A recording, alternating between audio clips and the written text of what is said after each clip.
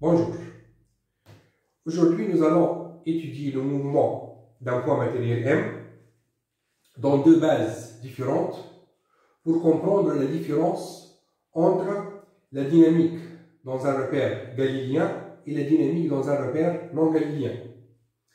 Un repère galiléen, bien sûr, c'est un repère ou bien fixe ou bien en mouvement de translation uniforme par rapport à un repère fixe.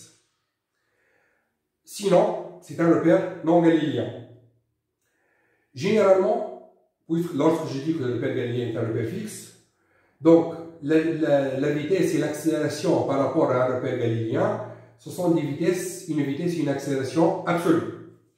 Dans ces conditions, lorsqu'on écrit le principe fondamental de la dynamique, somme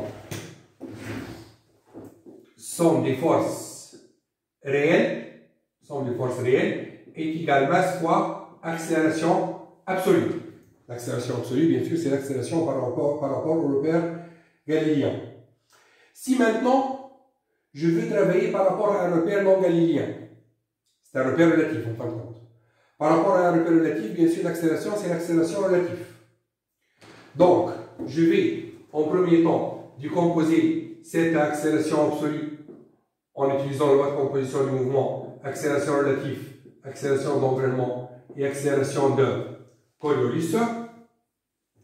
Donc, par rapport à un repère R absolu, normalement par rapport à un repère R' relatif, la somme des forces, elle doit être égale à la masse fois accélération relative. Donc, l'accélération d'entraînement et de Coriolis, ils doivent être importés de ce côté-là. Donc, moins m fois l'accélération d'entraînement, moins m fois l'accélération de Coriolis. Et on dit que la somme des forces réelles plus la force d'inertie d'entraînement plus la force d'inertie de Coriolis est égale masse fois accélération relative. C'est-à-dire que la force d'inertie d'entraînement c'est égal à moins m fois l'accélération d'entraînement, ou la force d'inertie de Coriolis c'est égal à moins m fois l'accélération de Coriolis. Les forces réelles, bien sûr, ce sont les forces connues déjà, le poids, la réaction, la tension du ressort, le frottement, ce sont toutes les forces connues dès le secondaire. Normalement, donc, comme vous voyez bien, les deux principes fondamentaux de la dynamique sont équivalents. Donc, normalement, lorsque je travaille dans un repère galiléen ou non galiléen, je dois trouver le même résultat. Je vais prendre un exemple simple. Donc, je vais considérer une tige qui peut tourner en restant toujours dans le plan OXY. OXY, c'est une tige donc qui peut tourner comme ça, avec un angle θ. Et j'ai ici un point M qui se déplace sur la tige tel que le OM est égal x de t. C'est variable en fonction du temps. Donc la tige tourne et le point M se déplace sur la tige. Donc pour simplifier l'étude, je vais ajouter un repère relatif x', y', z', tel que bien sûr z et z' sont confondus. Je vais ajouter donc ce repère relatif et je parle du repère R, O, I, J, K, c'est un repère absolu, et le repère R', O, I', J', K', avec K et K' sont confondus, c'est un repère relatif. C'est un repère relatif. Bien, donc, le vecteur position OM, puisque les deux repères possèdent le même centre, donc on a le même vecteur position OM qui est égal x fois I'. La vitesse relative, c'est la dérivée de OM par rapport au temps dans la base R', c'est égal bien sûr x point fois I'. La vitesse d'entraînement c'est la dérivée de OO par rapport au temps dans la base R, plus le vecteur rotation de R' par rapport à R vectoriel au prime M, donc c'est l'OM en fin de compte. C'est l'OM. Bien sûr, les deux centres sont confondus, donc il me reste seulement le vecteur rotation. Le vecteur rotation, on tourne autour de l'axe des Z avec un angle θ. Donc le vecteur rotation, c'est le θ point fois K, vectoriel x fois I' est égal x fois θ point fois le K vectoriel I', c'est égal bien sûr à J'. Pour simplifier un peu le calcul, je peux prendre que le θ est égal à oméga t avec oméga est égal à une constante. Donc, LD c'est égal à x oméga fois J'. La vitesse absolue, c'est quoi? C'est la vitesse relative plus la vitesse d'entraînement, c'est-à-dire x point I' plus x oméga J'. Pour l'accélération maintenant, l'accélération relative, c'est la dérivée de la vitesse relative par rapport au temps dans la base R', c'est-à-dire x de point fois I'. L'accélération de Coriolis, c'est 2 fois le vecteur rotation vectoriel vitesse relatif, c'est-à-dire 2 oméga k vectoriel x point fois I', c'est égal à 2 oméga x point fois J'. Pour l'accélération d'entraînement, la dérivée seconde de OO par rapport au temps, c'est vecteur nu. Dérivée de oméga par rapport au temps, c'est vecteur nu, puisque, bien sûr, la vitesse de rotation oméga est une constante, plus le oméga vectoriel OM. Donc, c'est égal à oméga k vectoriel, le oméga vectoriel OM, c'est déjà calculé, x oméga fois J'. C'est égal à x oméga carré avec un signe moins, donc moins I'. C'est moins I'. Donc, pour les forces maintenant, bilan de force. Bilan des forces. Ici, on peut travailler ou bien dans R ou bien dans R'. Si je travaille dans le repère absolu R. Le bilan de force, on a le poids, la réaction. Je vais donc négliger les forces de frottement. Poids plus réaction est égal à masse fois accélération absolue. Le poids, bien sûr, c'est le moins mg fois k. Le moins mg fois k. Ça, c'est un plan horizontal. C'est un plan horizontal. Et la réaction, c'est égal. Donc, le point M se déplace sur l'axe des x'. Donc, la réaction, c'est le LYJ' plus RZ fois K'. Donc, lorsque je projette l'accélération absolue avant tout, je travaille dans R, donc je dois déterminer l'accélération absolue, qui est la somme de ces trois accélérations. C'est le x de point moins x oméga carré fois I' plus 2 oméga x point fois J'. Donc, lorsque j'écris le principe fondamental de la dynamique dans la base R, c'est P plus R égale masse fois accélération absolue. Donc, si je projette sur I', J' et K', donc le poids c'est le moins mg, la réaction c'est le Ly et Rz, ici c'est 0, c'est égal m fois x de point moins oméga carré fois x.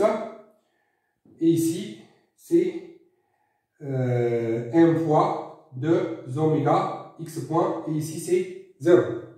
Donc, bien sûr, l'équation différentielle du mouvement, c'est la projection sur la direction du mouvement, c'est-à-dire que l'équation différentielle du mouvement, c'est le x de point moins oméga carré fois x est égal 0.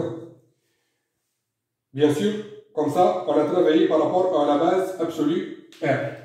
Si je travaille maintenant par rapport à la base relative R', par rapport à la base relative R',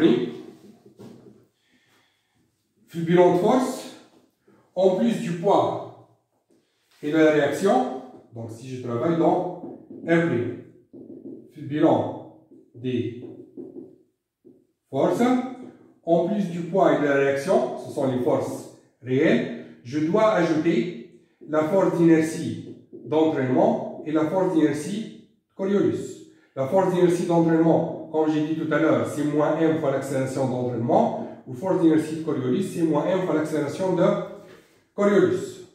Donc, la force d'inertie d'entraînement, c'est moins m fois l'accélération d'entraînement, c'est-à-dire mx oméga carré fois I'. La force d'inertie de Coriolis, c'est moins m fois l'accélération de Coriolis, c'est-à-dire moins 2m oméga x point fois j'. Lorsque j'écris maintenant le principe fondamental de la dynamique,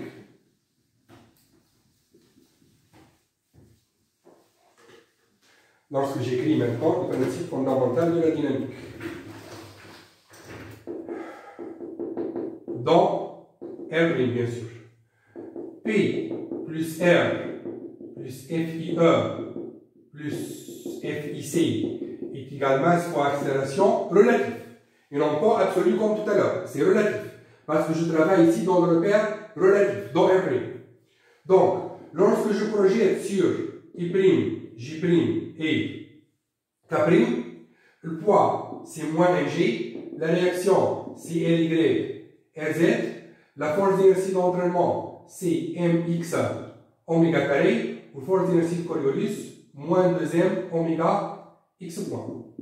C'est égal bien sûr masse fois accélération relative. L'accélération relative, j'ai trouvé tout à l'heure que c'est x de point fois I'. Maintenant, m x de point 0, 0 ici. Donc, il kiffe l'équation différentielle du mouvement. C'est la projection sur la direction du mouvement, c'est-à-dire sur I'. Donc, je trouve que le x oméga carré est égal x de point, c'est-à-dire que le x de point moins oméga carré x est égal 0. Donc, je retrouve la même équation différentielle lorsque je travaille par rapport au repère absolu, qui est galiléen, ou bien par rapport au repère relatif, qui est non galiléen. C'est toujours la même équation. Pour les deux autres équations, je peux, à l'aide de ces deux équations, donc je peux déterminer le composant de la réaction. Je peux dire que le Ly est égal 2m oméga x point, ou le Rz c'est égal m fois g. Mais l'équation différentielle, c'est toujours la projection de la RFD sur la direction du mouvement. La résolution de cette équation différentielle, elle peut nous donner donc l'équation du mouvement. La résolution, bien sûr, généralement, lorsque c'est une équation différentielle de second ordre, si elle est de la forme x de point plus oméga carré fois x est égal à une constante, donc le x c'est k cos oméga t plus phi plus la solution particulière a sur oméga carré, et si elle est de la forme x de point moins oméga carré x est égal à, la solution elle est de la forme k1 exponentielle oméga t, k2 exponentielle moins oméga t, moins a sur oméga carré. Ici, donc, dans notre cas, le second membre est nul. Donc, la solution, il y a seulement la solution homogène. X est égal K1 exponentielle oméga t plus K2 exponentielle moins oméga t. Donc, on a deux constantes à déterminer, K1 ou K2. Pour déterminer ces deux constantes, il me faut deux conditions initiales. Normalement, j'utilise la position initiale, le point M, il est où à l'instant t égale 0, et il commence le mouvement avec quelle vitesse? Donc, j'utilise le x et le x point qui est égal K1 oméga exponentielle oméga t moins K2 oméga exponentielle moins oméga t. Donc, lorsque je vous donne les conditions initiales, c'est-à-dire x égale combien à t égale 0, et il commence donc avec quelle vitesse, on peut déterminer facilement le K1 et le K2. Prenons par exemple, à t égale 0, le point M. Il commence son mouvement du point O, c'est-à-dire en x égale 0, donc à t égale 0, M par, bon, il peut partir même, c'est pas la peine, donc il part du point O, mais il part de x est égal, disons, A, sans vitesse initiale.